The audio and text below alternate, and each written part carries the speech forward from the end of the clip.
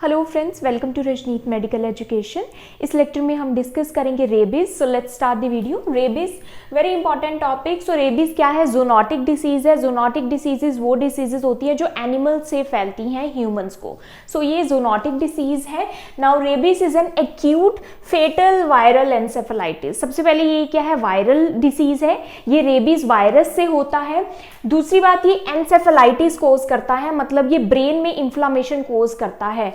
So basically ये central nervous system को affect करता है, स्पाइनल कोड और ब्रेन को। तो ये ब्रेन और स्पाइनल कोड मतलब हमारे सीएनएस सेंट्रल नर्वस सिस्टम का इन्फेक्शन है, वायरल इन्फेक्शन है। रेबीज वायरस से ये होता है और ये क्या है? फेटल है, क्योंकि इसमें अगर टाइमली ट्रीटमेंट ना दिया जाए, टाइमली ट्रीटमेंट का मतलब है सिम्टम्स अपीयर होने से पहले अगर ट्रीटमेंट ना दिया जाए तो सिम्टम्स होने के बाद 100% इसमें डेथ के चांसेस बन जाते हैं। तो 100% ये फेटल होता है सिम्टम्स अपीयर होने के बाद, और उससे पहले ये 100% प्रिवेंटेबल होता है विद प्रॉपर वैक्सीनेशन।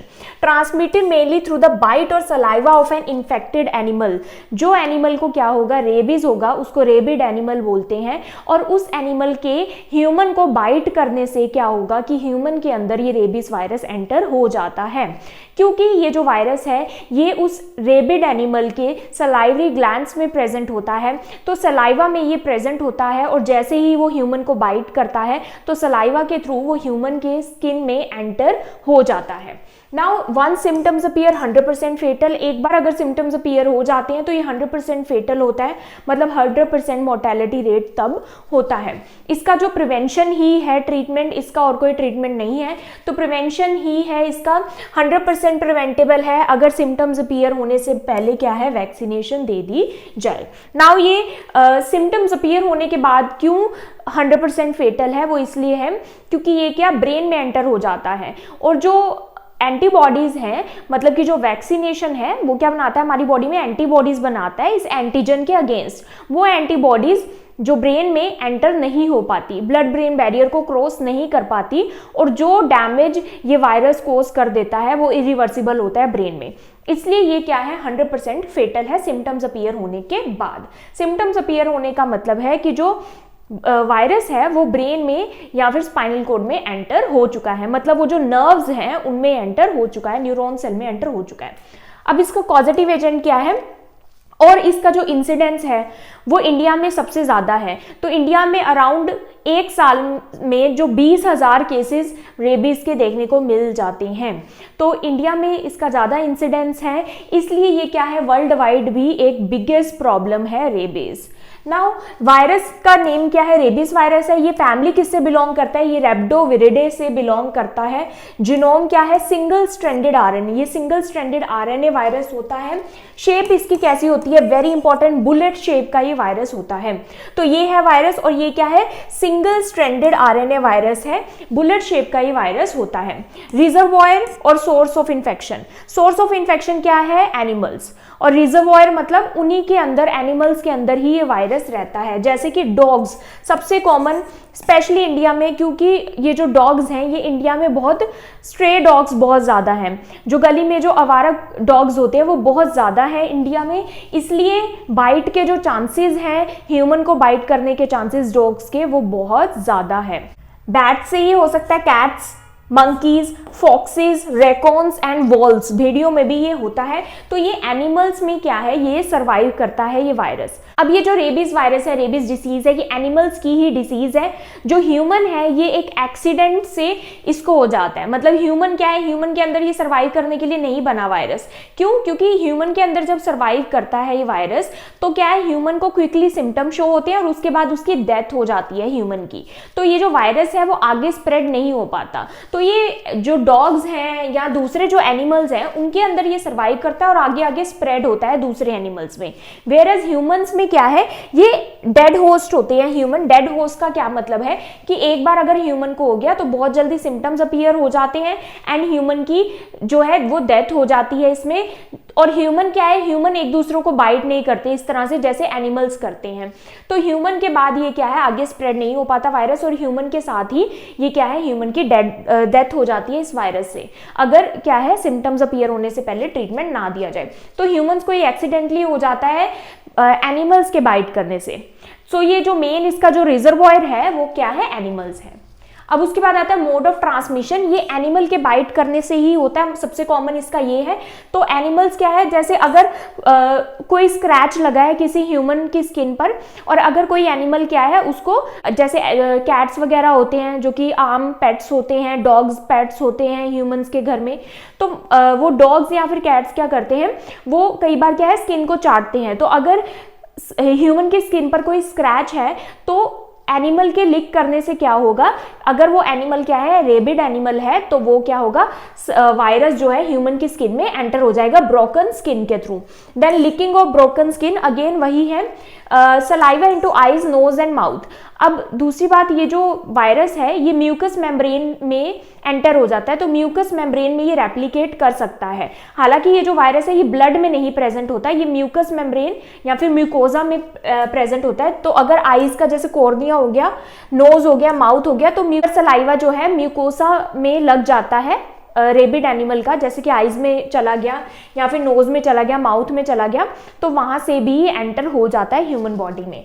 देन आता है rabies saliva plus skin break. तो आपको याद क्या रखना है कि रेबीज कैसे फैलता है, सलाइवा, ये एनिमल का सलाइवा जो कि रेबिड एनिमल है। तो अगर रेबिड एनिमल का सलाइवा है जिसमें रेबीज वायरस है, और ह्यूमन की क्या है स्किन ब्रेक है, कहीं से भी स्किन ब्रेक है या फिर क्या है आईज, नोज, माउथ, वहां पर कहीं सलाइवा पहुंच गया रेबिड एनिमल का, तो क्या होगा, ह्यूमन को रेबीज हो जाएगा।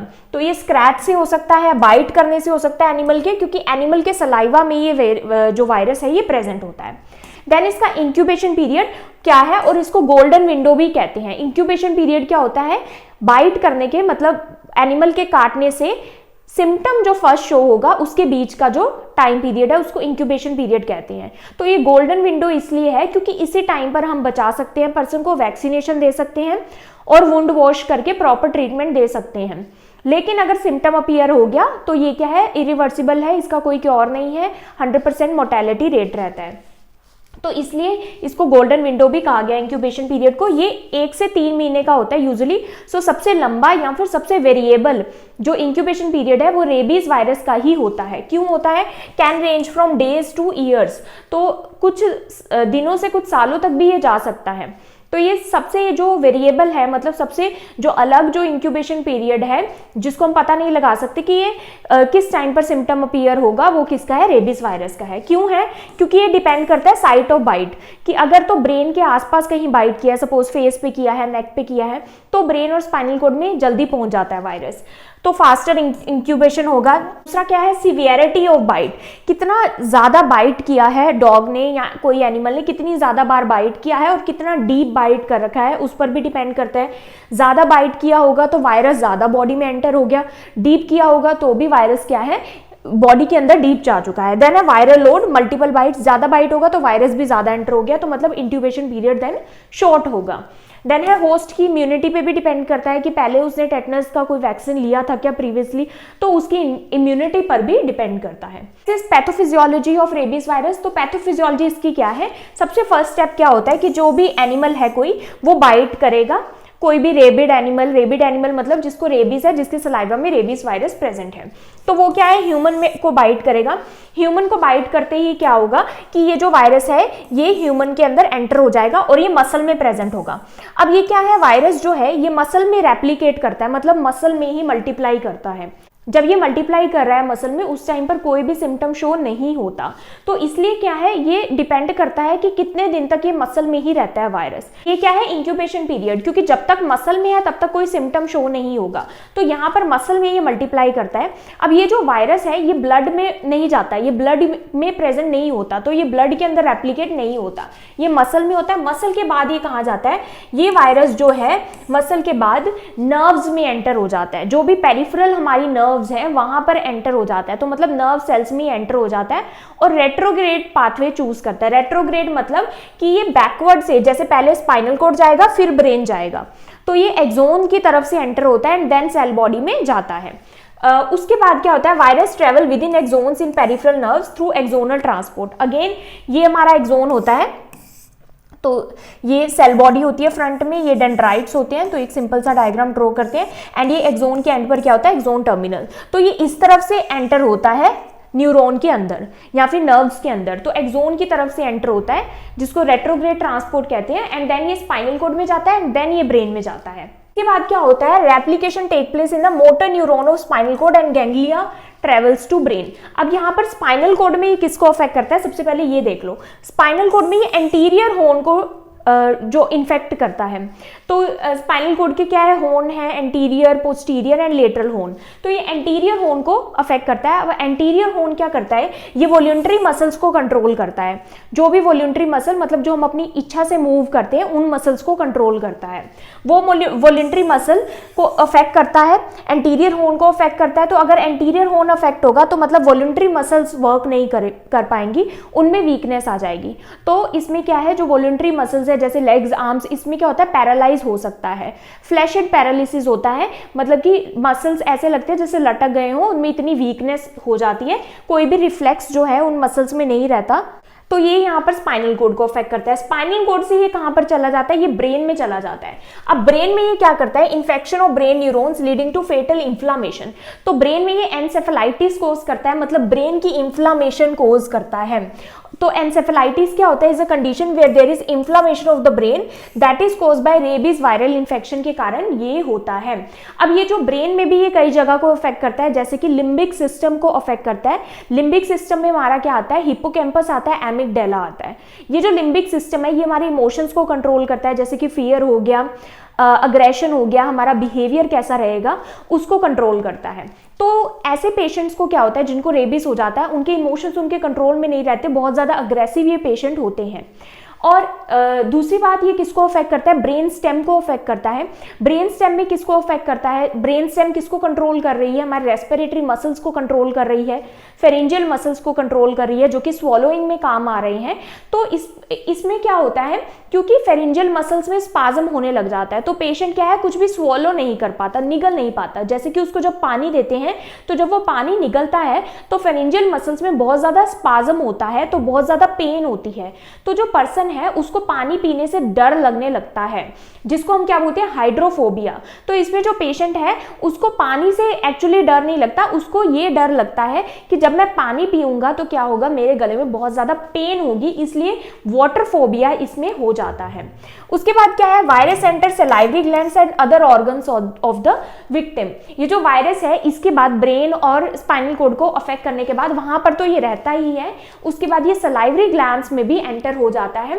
अब सलाइवरी ग्लैंड में एंटर होता है, जैसे कि डॉग्स के हैं या दूसरे एनिमल्स के, तो वो दूसरों को बाइट करते हैं, तो ये आगे आगे जो है वायरस स्प्रेड होता रहता है। लेकिन ह्यूमंस इस तरह से बाइट नहीं करते, इसलिए जो ह्यूमन है उसकी क्या है, डेथ हो जाती है, और उसी के साथ ही वायरस का यहाँ पर ह्यूमंस के अंदर क्या हो जाता है, डेड एंड हो जाता है। तो पैथोफिजियोलॉजी यही बता रही है कि जो वायरस है वो बाइट के साथ वुंड में एंटर होता है, मल्टीप्लाई करता है मसल सेल में ही, तो मसल सेल में मल्टीप्लाई करता है।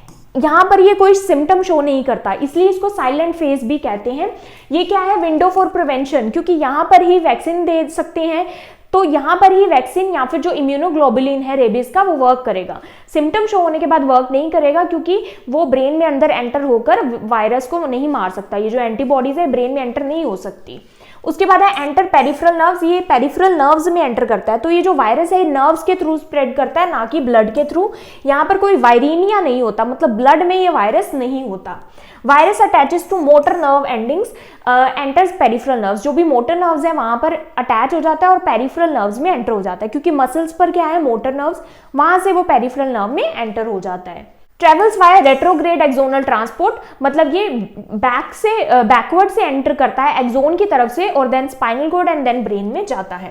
तो स्पाइनल कॉर्ड में ये किसको अफेक्ट करता है, अगेन एंटीरियर हॉर्न जो है स्पाइनल कॉर्ड का उसको अफेक्ट करता है, जो कि वॉल्यूंटरी मसल को कंट्रोल कर रही है। ब्रेन में ये लिम्बिक सिस्टम को स्पेशली अफेक्ट करता है, जो कि इमोशंस को कंट्रोल करते हैं, और ब्रेन स्टेम को अफेक्ट करता है।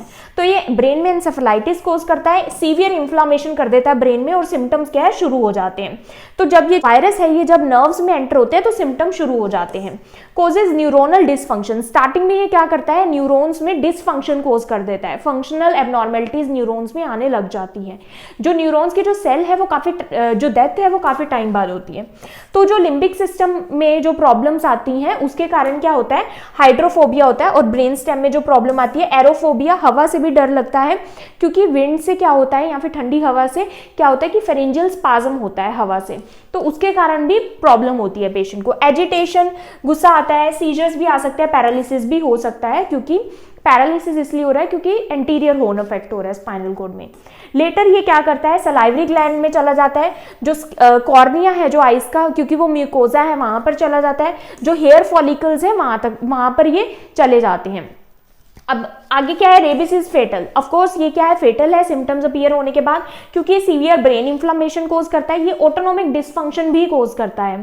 तो इससे क्या होता है, एक्सेसिव स्वेटिंग होती है, एक्सेसिव सलाइवेशन होती है ऑटोनोमिक डिसफंक्शन के कारण। Respiratory muscle paralysis, respiratory muscle क्योंकि ब्रेन स्टेम अफेक्ट होता है और सीवियर केसेस में कोमा और डेथ हो जाती है। अब क्लिनिकल फीचर्स क्या है, स्टेज 1 में आता है प्रोड्रोमल स्टेज, जो कि क्या है 2 से 10 दिन का होता है।